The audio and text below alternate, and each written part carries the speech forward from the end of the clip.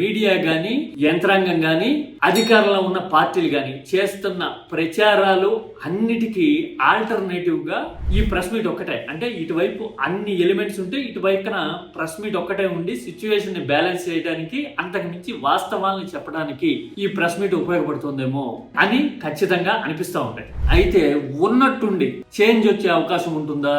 ఈ ప్రెస్ మీట్ల వల్ల అమాంతం రాజకీయం మారుతుందా అంటే yes, politics is a process. నీకు 5 ఏళ్ల టెన్యూర్ ఉన్నప్పుడు మొదట ఏడాది 2 ఏళ్ళు అవునా కాదా అంటే చప్పట్లు కొట్టడానికి కొంతవరకు రెడీ అవుతారు. 3వ ఏడాది నుంచి చప్పట్ల సౌండ్ తగ్గొచ్చు. ఆ తర్వాత ఎంత దెబ్బతిన్నామా మనము అనే ఆలోచన రావచ్చు. అలా వచ్చినప్పుడు ఇన్నాళ్ళు చెప్పి చైతన్యపరిచిన ఈ ఇంపాక్ట్ అనేది వాళ్ళ మైండ్ లో మెదిలితే గనక అప్పుడు ఇటువైపు 50% కాదు, అంతకి 5-10 ఎక్కువ పర్సెంటే ముగ్గడానికి ఖచ్చితంగా స్కోప్ అనేది ఏర్పడొచ్చు.